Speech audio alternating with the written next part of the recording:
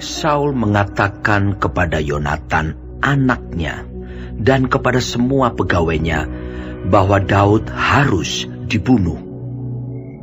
Tetapi Yonatan anak Saul sangat suka kepada Daud, sehingga Yonatan memberitahukan kepada Daud, ayahku Saul berikhtiar untuk membunuh engkau. Oleh sebab itu, hati-hatilah besok pagi. Duduklah di suatu tempat perlindungan dan bersembunyilah di sana. Aku akan keluar dan berdiri di sisi ayahku di padang tempatmu itu. Maka aku akan berbicara dengan ayahku perihalmu. Aku akan melihat bagaimana keadaannya, lalu memberitahukannya kepadamu.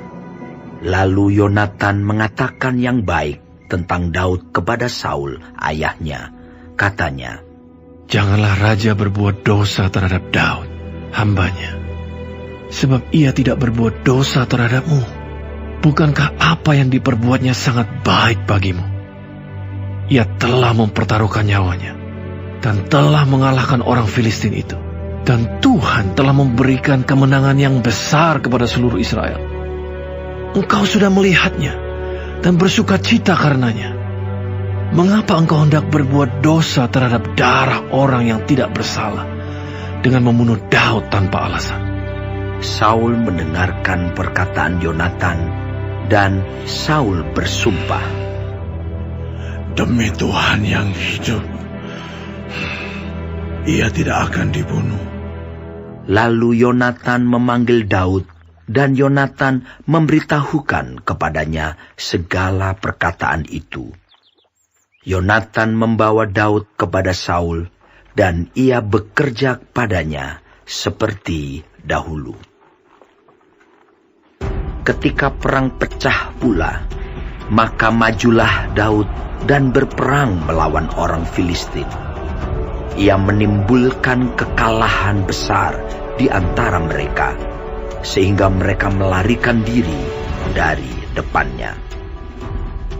Tetapi roh jahat yang daripada Tuhan hinggap pada Saul ketika ia duduk di rumahnya dengan tombaknya di tangannya, dan Daud sedang main kecapi. Lalu Saul berikhtiar menancapkan Daud ke dinding dengan tombaknya. Tetapi Daud mengelakkan tikaman Saul, sehingga Saul mengenai dinding dengan tombak itu. Sesudah itu Daud melarikan diri, dan luputlah ia pada malam itu. Kemudian Saul mengirim orang-orang suruhan ke rumah Daud untuk mengamat-amatinya dan untuk membunuh dia pada waktu pagi.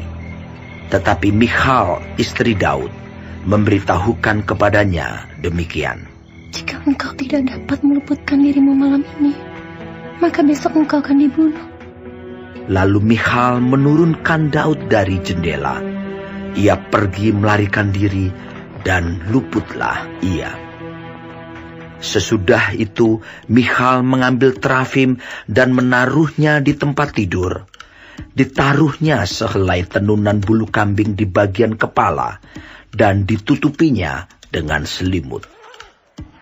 Lalu Saul mengirim orang-orang suruhan untuk mengambil Daud, tetapi perempuan itu berkata, ia sakit. Sesudah itu Saul mengirim orang-orang suruhan itu untuk melihat Daud. Katanya, bawalah dia di atas tempat tidur itu kemari, supaya ia dibunuh. Lalu masuklah para suruhan itu ke dalam, dan tampaklah ada terafim di tempat tidur dengan sehelai tenunan bulu kambing di bagian kepala. Berkatalah Saul kepada Michal, mengapa engkau menipu aku demikian itu, dan melepas musuhku pergi sehingga ia luput? Tetapi jawab Michal kepada Saul, ia berkata kepadaku, biarkanlah aku pergi. Apa perlunya aku membunuh engkau? Setelah Daud melarikan diri dan luput, sampailah ia kepada Samuel di Rama, dan memberitahukan kepadanya segala yang dilakukan Saul kepadanya. Kemudian pergilah ia bersama-sama dengan Samuel, dan tinggallah mereka di Nayot. Ketika diberitahukan kepada Saul demikian, "Ketahuilah, Daud ada di Nayot dekat Rama." maka Saul mengirim orang-orang suruhan untuk mengambil Daud. Tetapi orang-orang ini melihat sekumpulan nabi kepenuhan dengan dikepalai oleh Samuel. Dan roh Allah hinggap pada orang-orang suruhan Saul, sehingga mereka pun kepenuhan seperti nabi. Lalu hal itu diberitahukan kepada Saul. Ia mengirim orang-orang suruhan yang lain, tetapi orang-orang itu pun juga kepenuhan seperti nabi.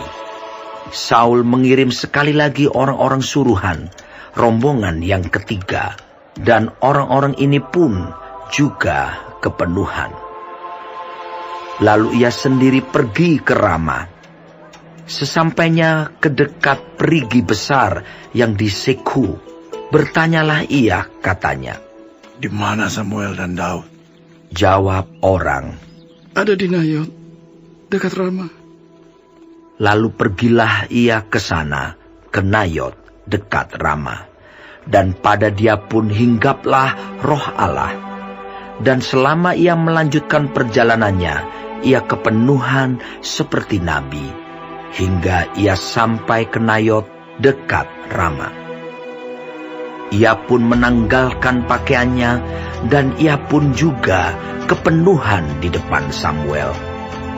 Ia rebah terhantar dengan telanjang sehari-harian dan semalam-malaman itu. Itulah sebabnya orang berkata, "Apakah juga Saul termasuk golongan nabi?"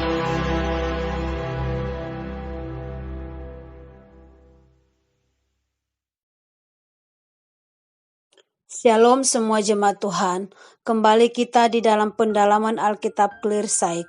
Sekarang kita sudah memasuki kitab 1 Samuel 19.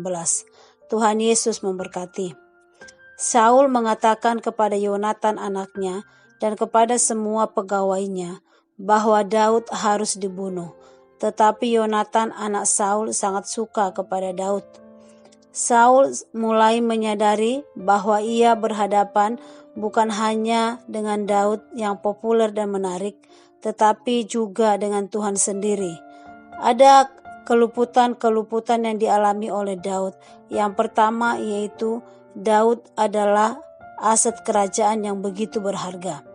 Usaha Yonatan meyakinkan Saul membuahkan hasil. Saul bersumpah tidak akan membunuh Daud. Daud terluput dari lemparan tombak Saul. Meskipun Daud cekatan menghindar, kita mengetahui bahwa ia adalah raja masa depan Israel yang dipelihara Tuhan. Daud juga terluput dari bahaya karena Mikal berdusta dan mengkhianati ayahnya agar Daud bisa lolos. Kali ini Saul kehilangan anaknya yang lain lagi. Terakhir, Daud terluput dari bahaya karena peristiwa kepenuhan roh. Roh Tuhan menghinggapi para utusan Saul dan Saul sendiri sehingga tidak dapat menangkap Daud. Tuhan memiliki maksud yang unik untuk masing-masing kita. Ada misi khusus yang Tuhan bagikan bagi setiap individu, setiap anak Tuhan. Misi itu bisa kecil, bisa besar, bisa sempit, ataupun sangat luas. Iya, Tuhan mempunyai rencana bagi setiap orang dan pasti akan mewujudkan rencana itu. Tidak peduli betapa sengitnya perlawanan dari luar yang menghadang. Jika Tuhan tak mengizinkan sehelai rambut pun dari kepala kita untuk jatuh. Amin. Tuhan Yesus memberkati.